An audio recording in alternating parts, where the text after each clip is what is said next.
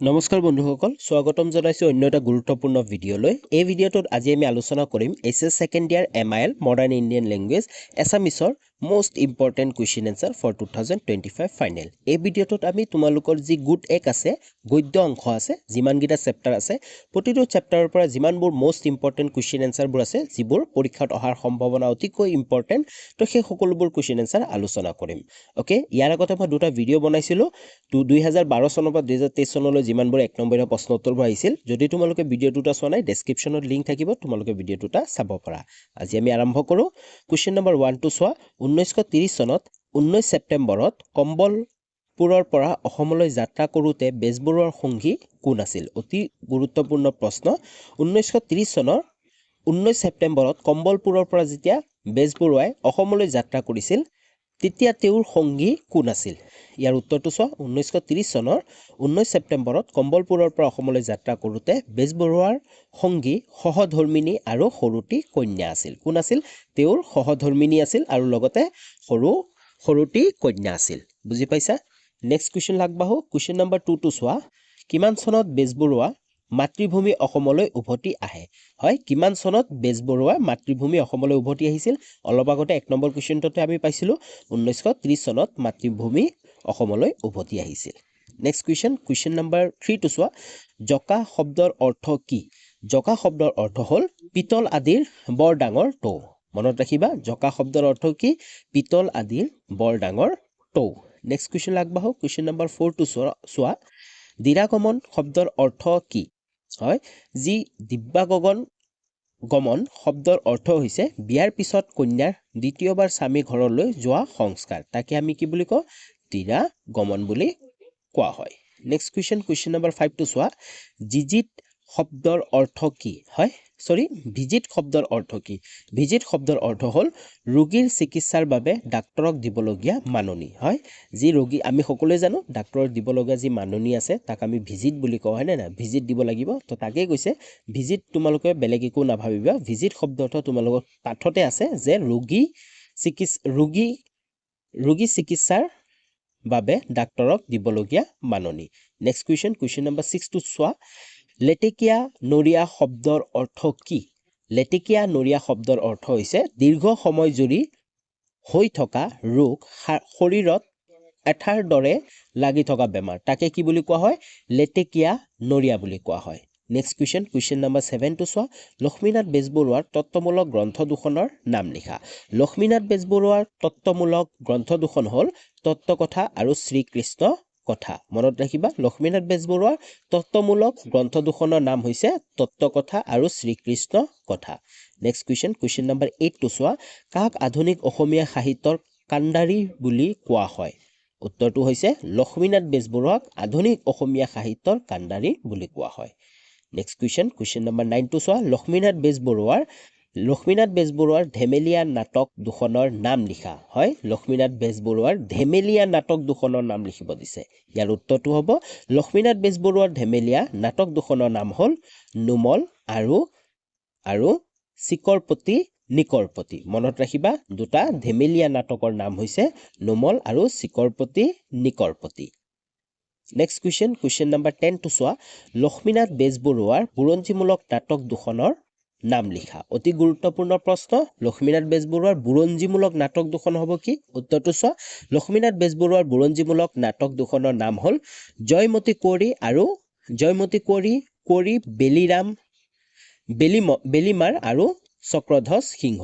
okay মই তিনিটা দি দিছো ইয়াৰ উত্তৰটো হৈছে জয়মতী কোঁৱৰী বেলিমাৰ আৰু চক্ৰধ্বজ সিংহ নেক্সট কোৱেশ্চন লাগবাহো কোৱেশ্চন নম্বৰ 11 টু চোৱা লক্ষ্মীনাথ বেজবৰুৱাৰ উপন্যাসৰ এখনৰ নাম লিখা ইয়াৰ উত্তৰটো চোৱা লক্ষ্মীনাথ বেজবৰুৱাৰ উপন্যাস এখনৰ নাম হ'ল পদুম কোঁৱৰী মনত ৰাখিবা লক্ষ্মীনাথ বেজবৰুৱাৰ এখন উপন্যাসৰ নাম পদুম কোঁৱৰী নেক্সট কোৱেশ্চন লাগবঢ়াৰ আগতে যদি এতিয়ালৈ চেনেলটো ছাবস্ক্ৰাইব কৰা নাই তেতিয়াহ'লে চেনেলটো ছাবস্ক্ৰাইব কৰি ল আৰু লগতে বেল আইকনটো প্ৰেছ কৰি অল কৰি ল'বা তেতিয়াহে তোমালোকে নেক্সট ভিডিঅ'বোৰ অহাৰ লগে লগে তাৰ নটিফিকেশ্যনবোৰ পাই যাবা আৰু তোমালোকৰ বন্ধু বান্ধৱীসকললৈ শ্বেয়াৰ কৰি দিবা আগবাঢ়ো নেক্সট কোৱেশ্চনলৈ কোৱেশ্চন নম্বৰ 12 টু চোৱা লক্ষ্মীনাথ বেজবৰুৱাৰ চুটিগল্প দুখনৰ নাম লিখা ইয়াৰ উত্তৰটো হৈছে লক্ষ্মীনাথ বেজবৰুৱাৰ চুটিগল্প দুখনৰ নাম হ'ল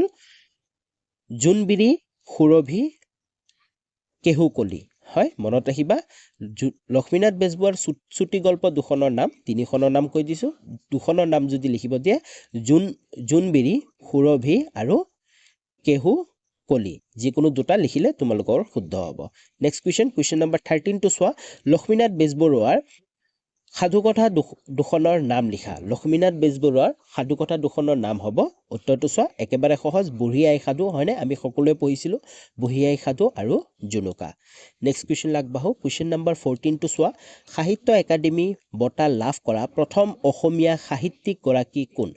এই প্ৰশ্নটো বহু বছৰ ৰিপিটো হৈছিল আৰু অতি ইম্পৰ্টেণ্ট প্ৰশ্ন তো তাৰ কাৰণে মই এই ভিডিঅ'টোতো এই প্ৰশ্নটো আলোচনা কৰি আছোঁ সাহিত্য একাডেমী বঁটা লাভ কৰা প্ৰথম অসমীয়া সাহিত্যিক গৰাকী হৈছে ডেছ ইয়াৰ উত্তৰটো মই কৈ নিদিওঁ তোমালোকে যিসকলে চাই আছা তোমালোকে কমেণ্টত 14 অথবা 14 লিখি কেনে তোমালোকে ইয়াৰ উত্তৰটো কমেণ্ট কৰা ওকে তো তোমালোকে নিজকে বৰ্তমান সময়ত তোমালোকে টেষ্ট কৰিব পাৰা যে তোমালোকৰ কিমানখিনি মনত আছে ওকে সাহিত্য একাডেমী বঁটা লাভ কৰা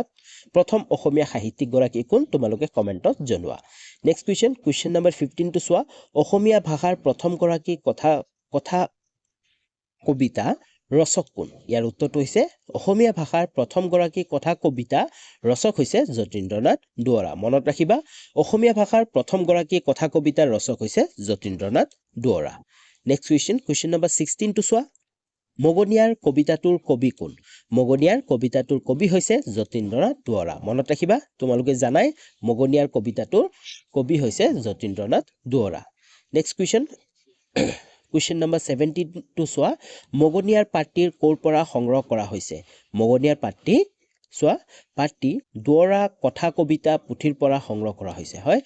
দুৱৰাৰ কথা কবিতা পুথিৰ পৰা সংগ্ৰহ কৰা হৈছে নেক্সট কুৱেশ্যন নম্বৰ 18 টো চোৱা কোনখন গ্ৰন্থৰ বাবে যতীন্দ্ৰনাথ দুৱৰাই সাহিত্য একাডেমী বঁটা লাভ কৰিছিল অতি গুৰুত্বপূৰ্ণ প্ৰশ্ন আৰু ইম্পৰ্টেণ্ট প্ৰশ্ন উত্তৰটো চোৱা বনফুল কবিতা পুথিৰ বাবে যতীন্দ্ৰনাথ দুৱৰাই সাহিত্য একাডেমী বঁটা লাভ কৰিছিল মনত ৰাখিবা কোনটো কবিতা পুথিৰ কাৰণে বনফুল কবিতা পুথিৰ কাৰণে যতীন্দ্ৰনাথ দুৱৰাই সাহিত্য একাডেমী বঁটা লাভ কৰিছিল নেক্সট কুৱেশ্যন নম্বৰ 19 টো চোৱা যতীন্দ্ৰনাথ দুৱৰাক কি কবি নামেৰে জনাজাত অতি গুৰুত্বপূৰ্ণ প্ৰশ্ন ইয়াৰ উত্তৰটো চাই লোৱা যতীন্দ্ৰনাথ দুৱৰাক বনফুল কবি নামেৰে জনাজাত কি কবি বনফুল কবি নামেৰে জনাজাত কুৱেশ্যন নম্বৰ 20 টো চোৱা কবিয়ে বাটেদি গৈ থাকোতে কাক লগ পাইছিল ইয়াৰ উত্তৰটো হৈছে কবিয়ে বাটেদি গৈ থাকোতে মগনিয়াক লগ পাইছিল কাক লগ পাইছিল মগনিয়াক লগ পাইছিল কুৱেশ্যন নম্বৰ 21 টো চোৱা কবি যতীন্দ্ৰনাথ দুৱৰাৰ জন্ম কিমান চনত হৈছিল ইয়াৰ উত্তৰটো চোৱা 1892 চনত শিৱসাগৰৰ আমোলাপট্টিত যতীন্দ্ৰনাথ দুৱৰাৰ জন্ম হয় কিমান চনত 1892 চনত আৰু ক'ত হৈছিল শিৱসাগৰৰ আমোলাপট্টিত যতীন্দ্ৰনাথ দুৱৰাৰ জন্ম হয়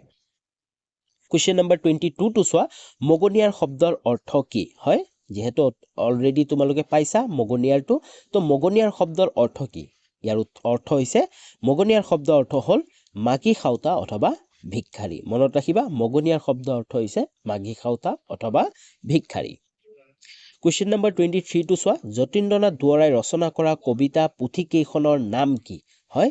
এই প্ৰশ্নটোত চোৱা অতি গুৰুত্বপূৰ্ণ প্ৰশ্ন হয়তো তোমালোকক দুখন লিখিব দিব পাৰে নাইবা তিনিখন লিখিব দিব পাৰে নাইবা এখন লিখিব দিব পাৰে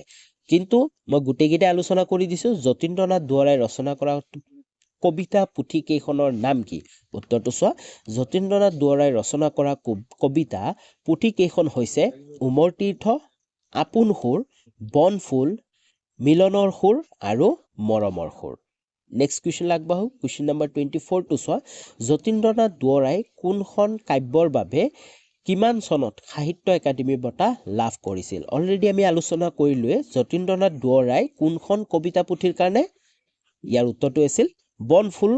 কবিতা পুথিখনৰ কাৰণে সাহিত্য একাডেমী বঁটা লাভ কৰিছিল হয়নে তো এতিয়া আমাক এই প্ৰশ্নটো সুধিছে যতীন্দ্ৰনাথ দুৱৰাই কোনখন কাব্যৰ বাবে কিমান চনত হয় কিমান চনত ইয়াৰ উত্তৰটো হৈছে 1955 চনত সাহিত্য একাডেমী বঁটা লাভ কৰিছিল নেক্সট কুৱেশ্যন নম্বৰ 25 টো চোৱা ভাৰতীয় প্ৰশাসনিক সেৱাত নিযুক্তি প্ৰথমজন অসমীয়া কোন অতি গুৰুত্বপূৰ্ণ আৰু অতিকৈ ইম্পৰ্টেণ্ট প্ৰশ্ন বহু বছৰ ৰিপিটো হৈছিল ভাৰতীয় প্ৰশাসনিক সেৱাত নিযুক্তি প্ৰথমজন অসমীয়া কোন ইয়াৰ উত্তৰটো অতিকৈ সহজ তোমালোকে সকলোৱে জানা তো তোমালোকে 25 লিখি ইয়াৰ উত্তৰটো তোমালোকে কমেন্ট কৰিবা হয় প্ৰথমজন অসমৰ আইএছ কোন আছিল নেক্সট question number 26 টো চোৱা আনন্দৰাম বৰুৱা কলিকতা প্ৰেসিডেন্সি কলেজৰ পৰা কিমান চনত আইনৰ স্নাতক ডিগ্ৰী লাভ কৰিছিল ইয়াৰ উত্তৰটো হৈছে আনন্দৰাম বৰুৱা কলিকতা প্ৰেসিডেন্সি কলেজৰ পৰা 1869 চনত আইনৰ স্নাতক ডিগ্ৰী লাভ কৰিছিল question number 27 টো চোৱা পুৰণি অসমীয়া সচিত্ৰ পুথিৰ নাম কি ইয়াৰ উত্তৰটো হৈছে পুৰণি অসমীয়া সচিত্ৰ পুথিৰ নাম গীত গোবিন্দ মনত ৰাখিবা পুৰণি অসমীয়া সচিত্ৰ পুথিৰ নাম গীত গোবিন্দ question number 28 টো চোৱা সূৰ্য কুমাৰ ভূঞা ৰচিত একমাত্ৰ কবিতা পুথিৰ নাম কি ইয়াৰ উত্তৰটো হৈছে সূৰ্য কুমাৰ ভূঞা ৰচিত একমাত্ৰ কবিতা পুথিখনৰ নাম হ'ল নিৰ্মালী মনত ৰাখিবা সূৰ্য কুমাৰ ভূঞা ৰচিত একমাত্ৰ কবিতা পুথিখনৰ নাম হৈছে কি নিৰ্মালী নেক্সট question number 29 টো চোৱা কটন কলেজৰ প্ৰথম গৰাকী অসমীয়া অধ্যক্ষ কোন এই কোৱেশ্চনটো বহু বছৰ আহিছিল আৰু বহু বছৰ ৰিপিট হৈ থাকে ইয়াৰ উত্তৰটো হৈছে কটন কলেজৰ প্ৰথম গৰাকী অসমীয়া অধ্যক্ষ ডক্টৰ সূৰ্য কুমাৰ ভূঞা মনত ৰাখিবা কোন আছিল ডক্টৰ সূৰ্য কুমাৰ ভূঞা question number 30 টো চোৱা বিতুপন শব্দৰ অৰ্থ কি বিতুপন শব্দৰ অৰ্থ হ'ল অতি সুন্দৰ question number 31 টো চোৱা সানেকি মানে কি সানেকি মানে হল একেবাৰে সহজ সানেকি মানে আৰ্হি নেক্সট question number 32 টো চোৱা ডক্টৰ সূৰ্য কুমাৰ ভূঞা কিমান চনত পদ্মশ্ৰী সন্মান লাভ কৰিছিল অতি গুৰুত্বপূৰ্ণ প্ৰশ্ন ডক্টৰ সূৰ্য কুমাৰ ভূঞাই কিমান চনত পদ্মশ্ৰী সন্মান লাভ কৰিছিল ইয়াৰ উত্তৰটো চোৱা ডক্টৰ সূৰ্য কুমাৰ ভূঞা 1956 চনত পদ্মশ্ৰী সন্মান লাভ কৰিছিল মনত ৰাখিবা কিমান চনত 1956 চনত পদ্মশ্ৰী সন্মান লাভ কৰিছিল question number 33 টো চোৱা ভাগৱত গীতাৰ মূল বাণী কি ইয়াৰ উত্তৰটো হৈছে ভাগৱত গীতাৰ মূল বাণী হ'ল কৰ্মই ধৰ্ম question number 34 টো চোৱা তীৰ্থনাথ শৰ্মা কোন বিশ্ববিদ্যালয়ৰ পৰা MA ডিগ্ৰী লাভ কৰিছিল ইয়াৰ উত্তৰটো হৈছে তীৰ্থনাথ শৰ্মা কলিকতা বিশ্ববিদ্যালয়ৰ পৰা MA ডিগ্ৰী লাভ কৰিছিল হয় মনত ৰাখিবা তীৰ্থনাথ শৰ্মা কলিকতা বিশ্ববিদ্যালয়ৰ পৰা MA ডিগ্ৰী লাভ কৰিছিল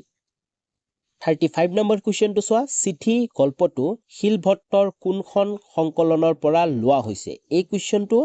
আগৰ বছৰত আহি যোৱা হয় তথাপিতো মই ইম্পৰ্টেন্ট বুলি দি দিছো কাৰণ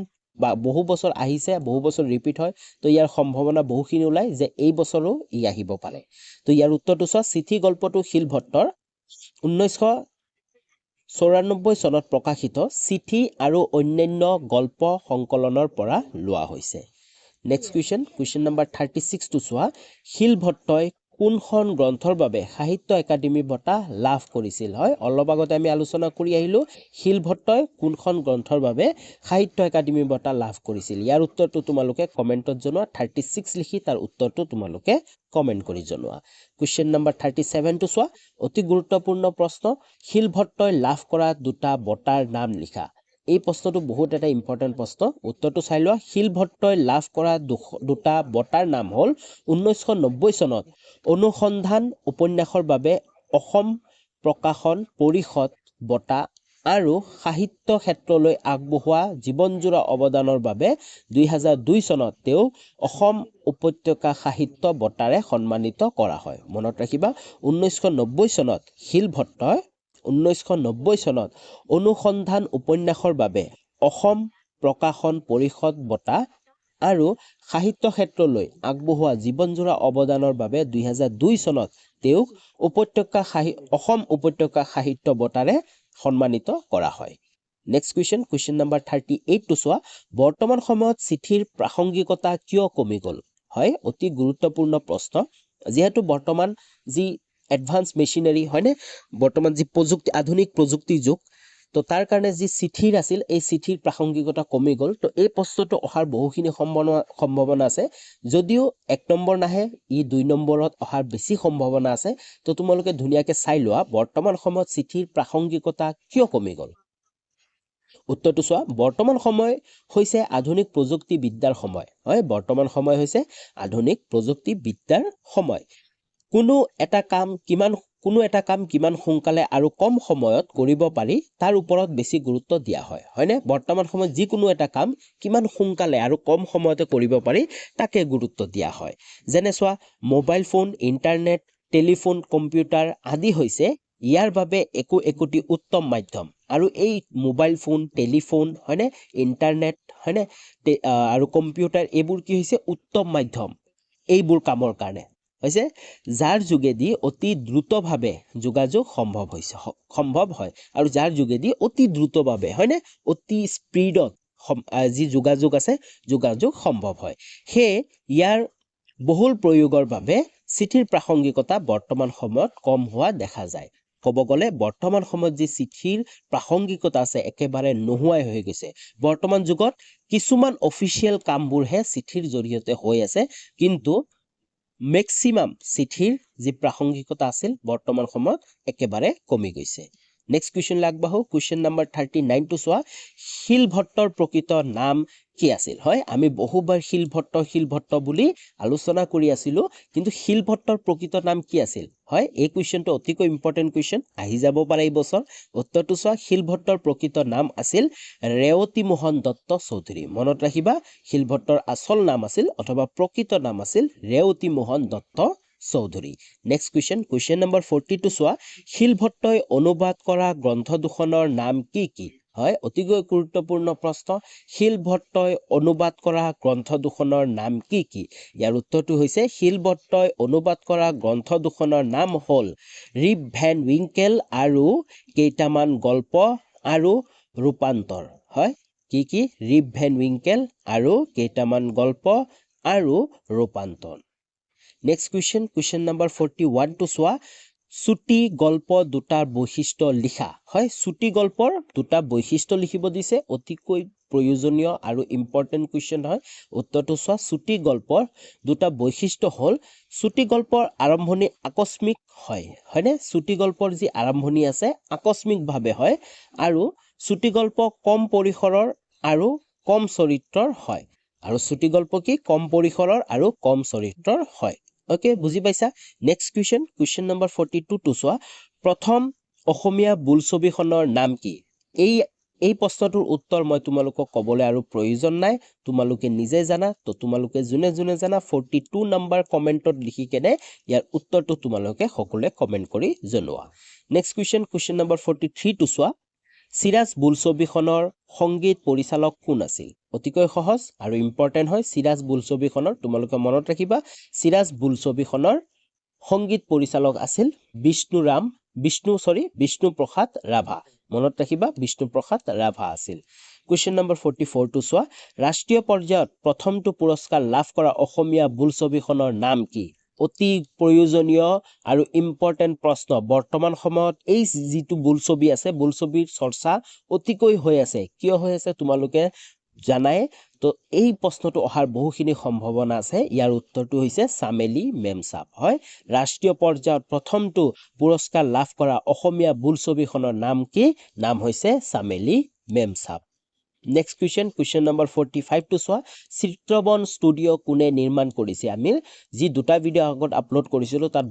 বহুবাৰ আলোচনা কৰিছিলো ইয়াৰ উত্তৰটো তোমালোকে কমেন্টত 45 লিখি কেনে তোমালোকে উত্তৰটো জনাবা চিত্ৰবন ষ্টুডিঅ' কোনে নিৰ্মাণ কৰিছিল নেক্সট 46 নম্বৰ কোৱেশ্চনটো চোৱা জ্যোতিপ্ৰসাদ আগৰৱালাই